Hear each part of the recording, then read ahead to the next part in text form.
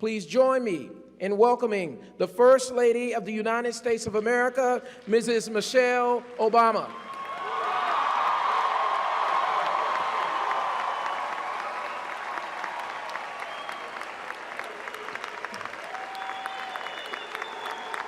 Yay. Thank you all. Thank you so much. Let's let our graduates rest themselves. You've worked hard for those seats. Well, let me start by thanking President Johnson for that very gracious introduction and for awarding me with this honorary degree from an extraordinary institution. I am proud to have this degree, very proud, and thank you so much. I want to recognize Major General Williams, Congresswoman Sewell, Zachary, Kalana, to all of the trustees, the faculty, the staff here at Tuskegee University. Thank you so much for this warm welcome, this tremendous hospitality. Man, I'm so glad to be here. But before I begin, I just want to say that my heart goes out to everyone who knew and loved Eric Marks, Jr. I understand he was such a talented young man, a promising aerospace engineer who was well on his way to achieving his dream of following in the footsteps of the Tuskegee Airmen. And Eric was taken from us far too soon, and our thoughts and prayers will continue to be with his family, his friends, and this entire community.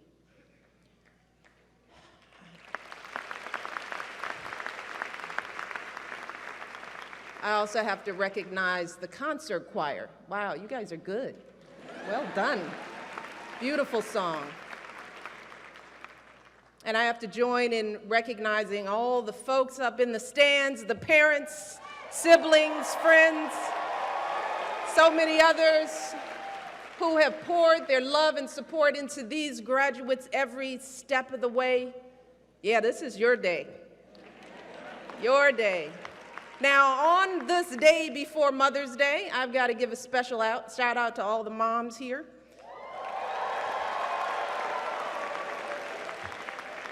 Yay, moms. And I want you to consider this as a public service announcement for anyone who hasn't bought the flowers or the cards or the gifts yet, all right? I'm trying to cover you. But remember that one rule is keep mom happy, all right? And finally, most of all, I want to congratulate the men and women of the Tuskegee University class of 2015. TU? I love that. We could do that all day. I'm so proud of you all. And you look good. Well done. You all have come here from all across the country to study, to learn, maybe have a little fun along the way. From freshman year in Adams or Young Hall, to those late night food runs to the coop.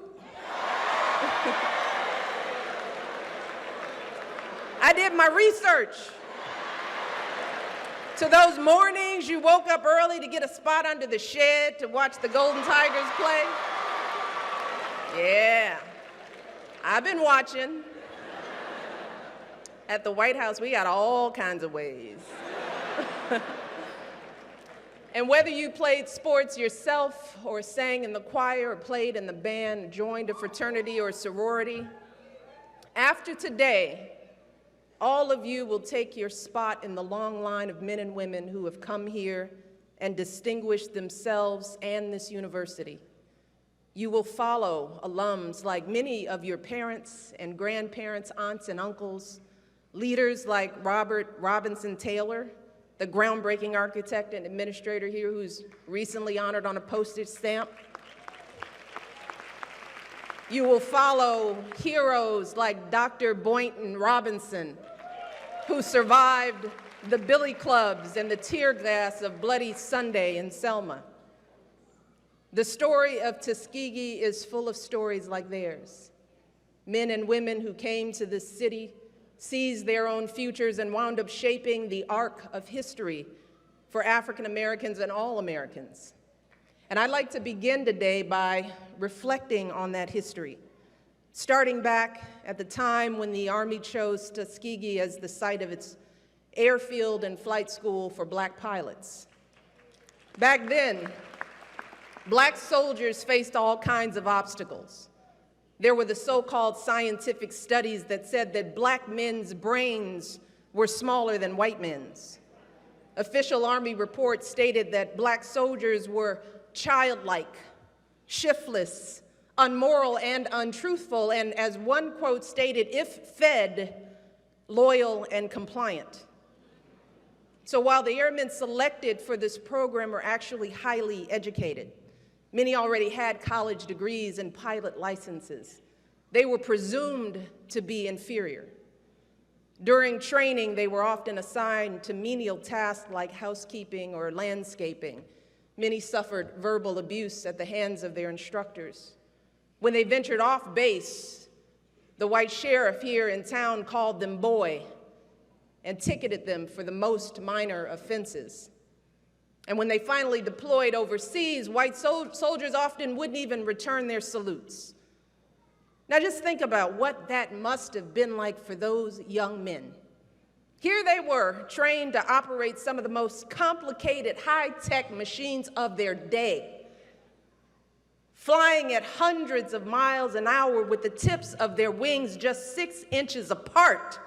Yet when they hit the ground, folks treated them like they were nobody, as if their very existence meant nothing. Now, those airmen could easily have let that experience clip their wings. But as you all know, instead of being defined by the discrimination and the doubts of those around them, they became one of the most successful pursuit squadrons in our military.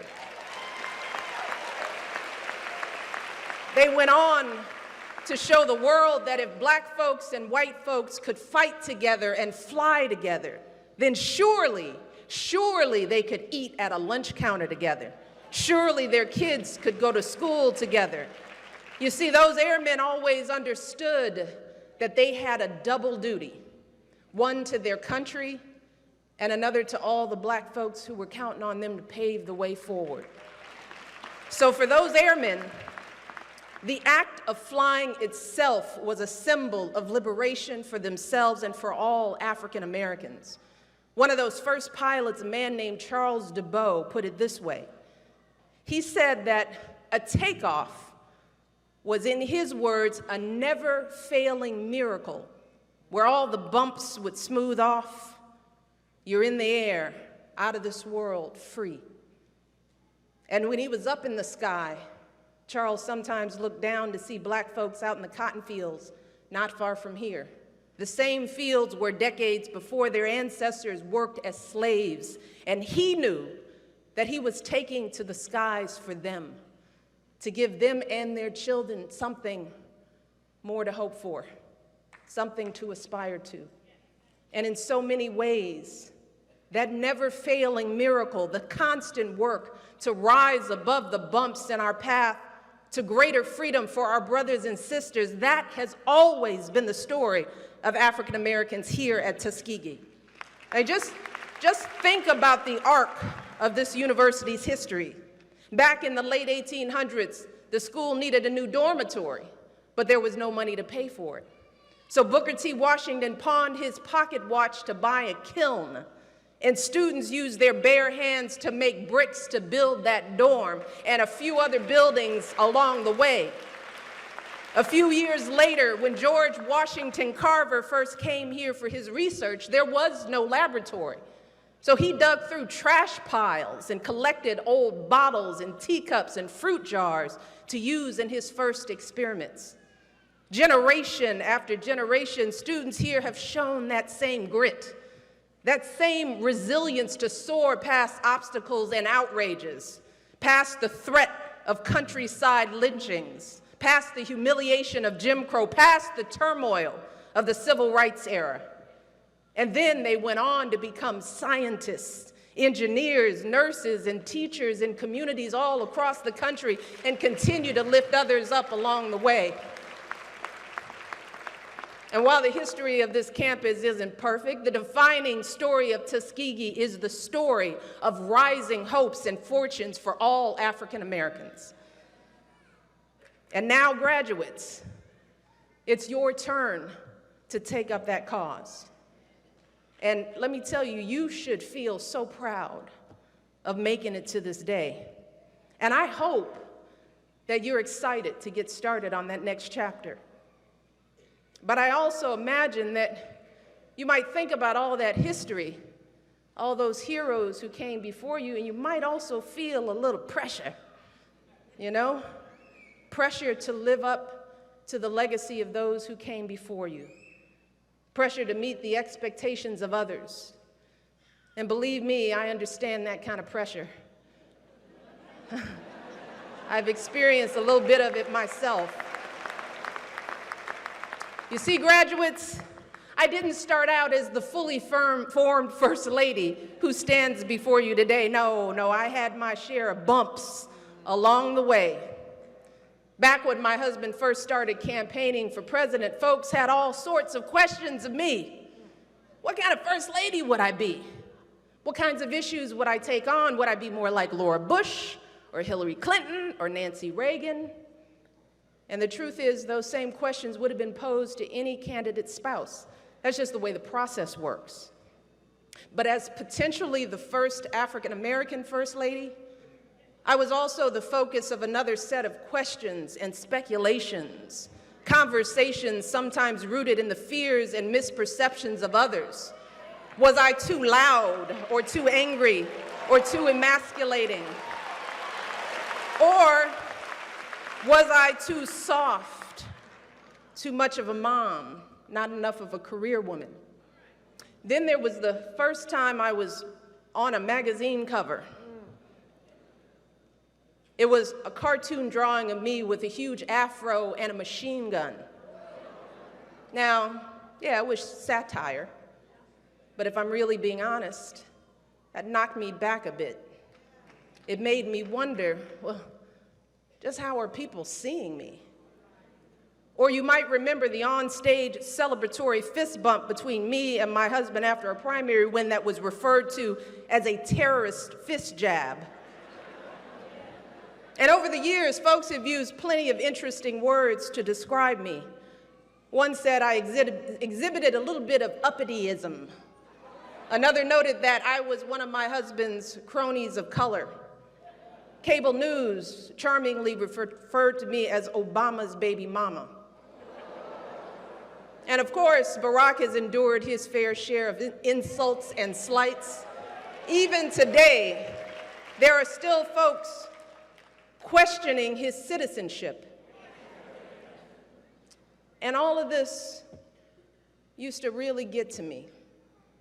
Back in those days, I had a lot of sleepless nights worrying about what people thought of me, wondering if I might be hurting my husband's chances of winning his election, fearing how my girls would feel if they found out what some people were saying about their mom. But eventually, I realized that if I wanted to keep my sanity and not let others define me, there was only one thing I could do, and that was to have faith in God's plan for me. I had to ignore all of the noise and be true to myself, and the rest would work itself out. So throughout this journey, I have learned to block everything out and focus on my truth. I had to answer some basic questions for myself. Who am I? No, really, who am I? What do I care about? And the answers to those questions have resulted in the woman who stands before you today. A woman who is first and foremost a mom. Look, I love our daughters more than anything in the world, more than life itself. And while that may not be the first thing that some folks want to hear from an Ivy League educated lawyer, it is truly who I am. So for me, being mom in chief is and always will be job number one. Next, I've always felt a deep sense of obligation to make the biggest impact possible with this incredible platform. So I took on issues that were personal to me.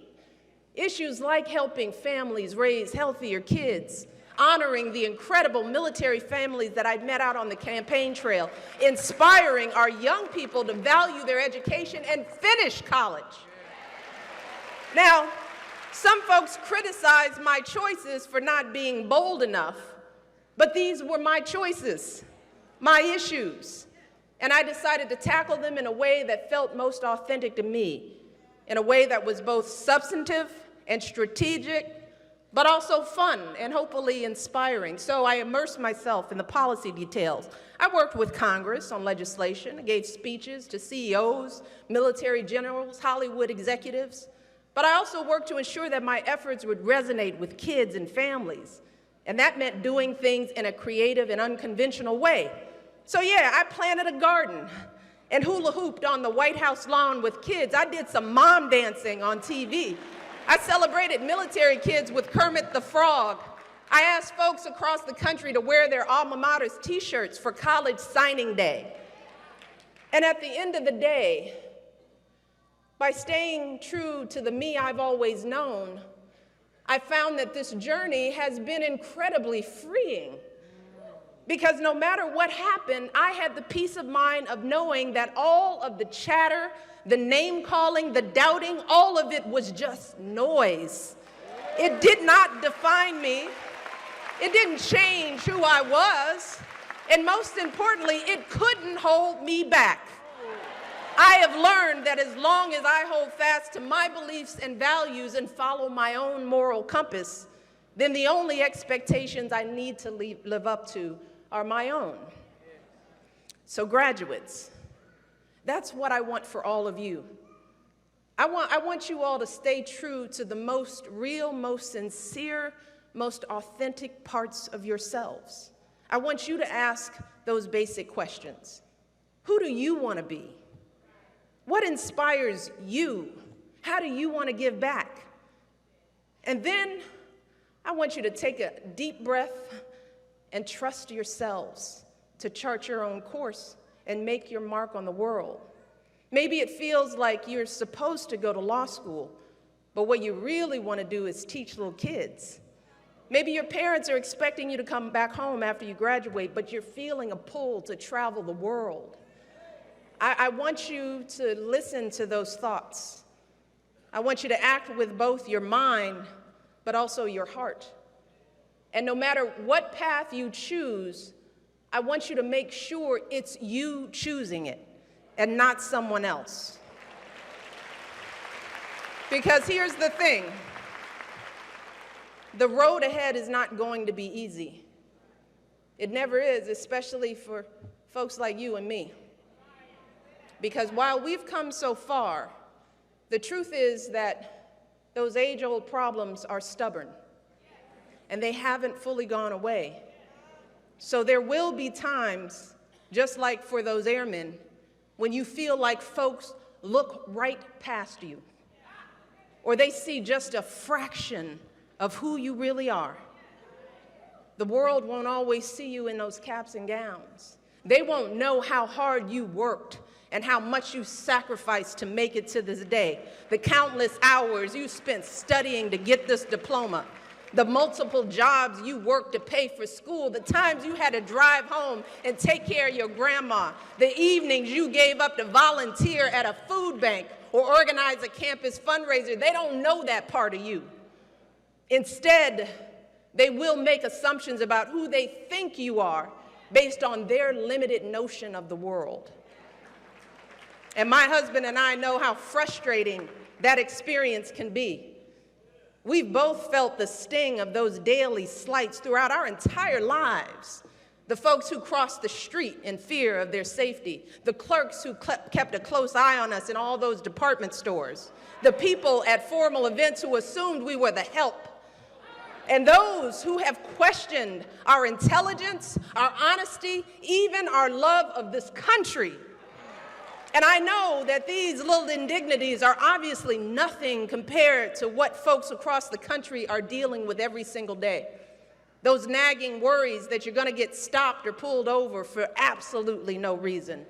The fear that your job application will be overlooked because of the way your name sounds.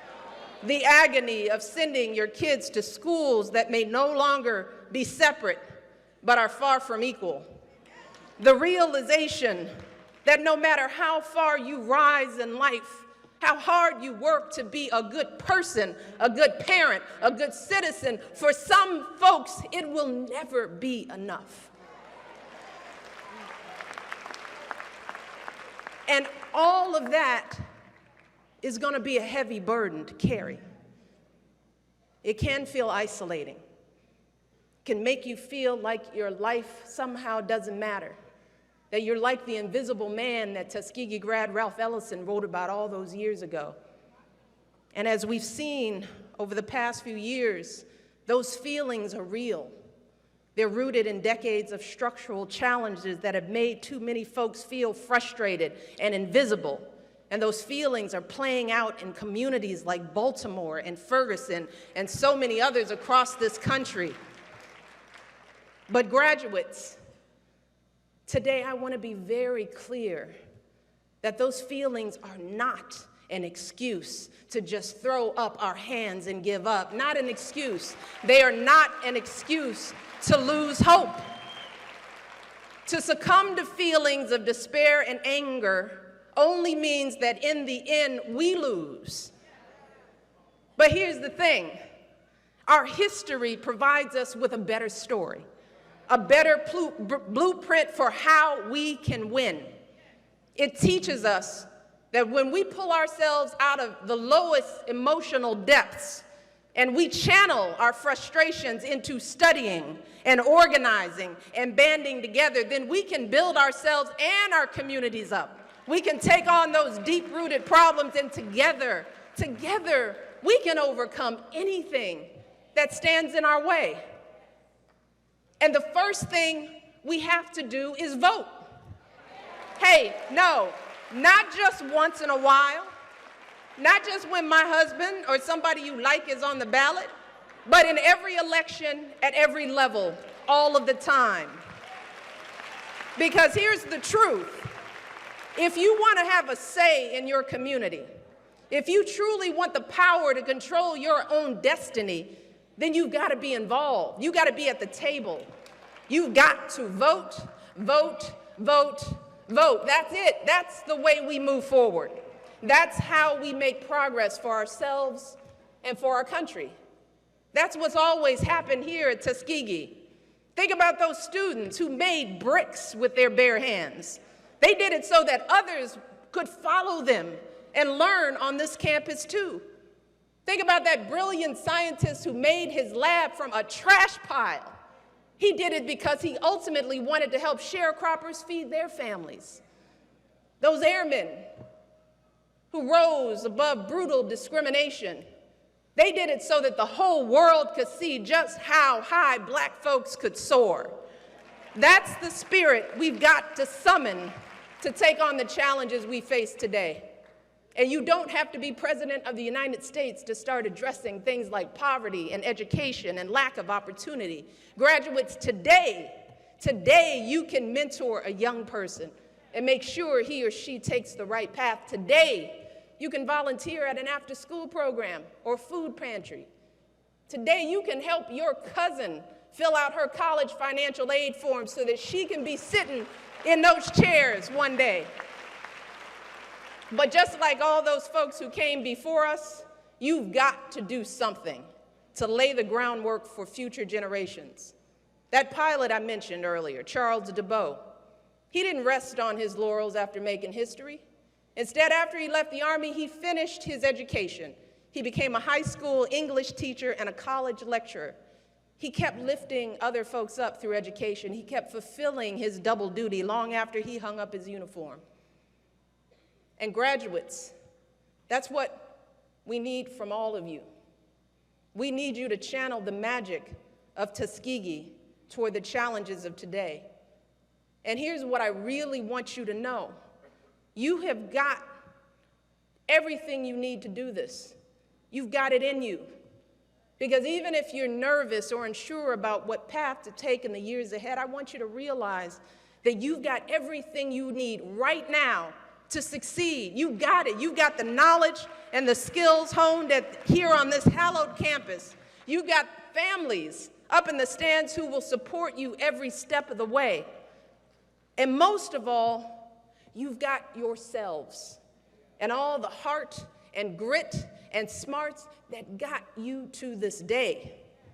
And if you rise above the noise and the pressures that surround you, if you stay true to who you are and where you come from, if you have faith in God's plan for you, then you will keep fulfilling your duty to the people all across this country. And as the years pass, you'll feel the same freedom that Charles DeBow did when he was taken off in that airplane. You will feel the bumps smooth off. You'll take part in that never-failing miracle of progress. And you'll be flying through the air, out of this world, free. God bless you, graduates. Can't wait to see how high you soar. Love you all. Very proud. Thank you.